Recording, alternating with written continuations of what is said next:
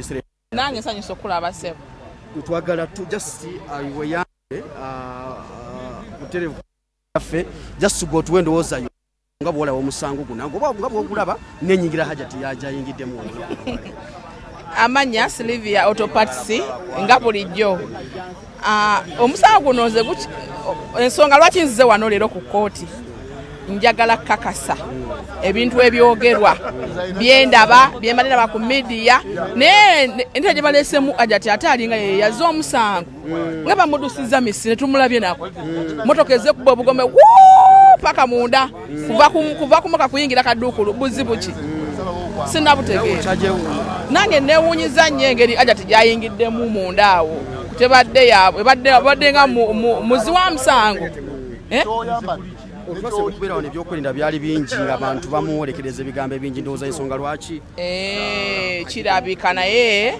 Katonda w'abalamu teyeebaka Katonda wa Haji teyeebasenze bwenjo okugamba kubanga abantu bangi bavuddeyo okusaidiya Haji bangi oyo nze muyita Katonda kubanga golowooza abantu kyandivudde ku ky'abantu 9 mu 5 ku 10 nga bali kusaidiya Haji bwe twandirowooza nti yakwata omwana okitegeera Katonda alaza amaanyi ge kusaidiya Haji era ffe tumwagaliza buwanguzi tuze tubeerewo ng'abanyulizi mu musango guno butereevu ku BBS tujja kuba tukuweereza abafudde wano mu kooti gambye babeerewo balabe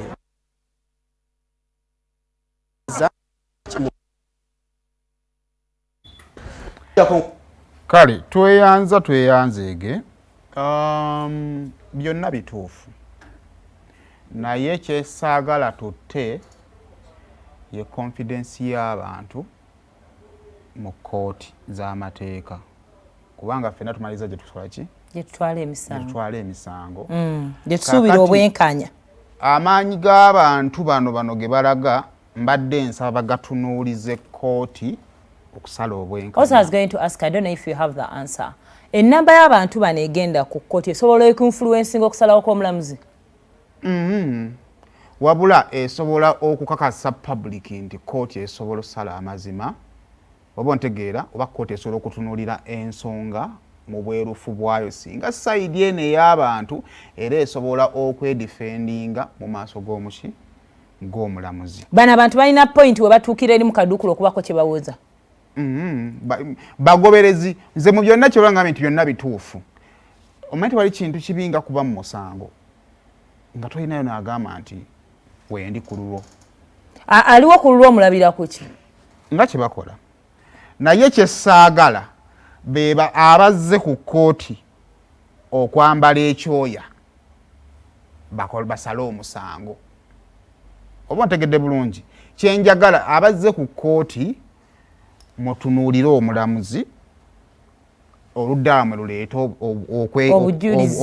obujulizi oba okwewozaako kwabwe omusango gusalwe mu butuufu bwaki.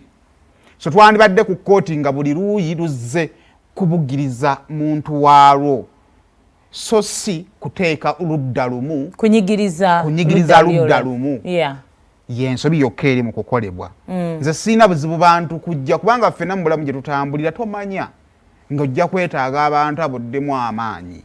Naye kyesikkiririzaamu lwe luuyi olujja okubaako side gye luintimidatinga.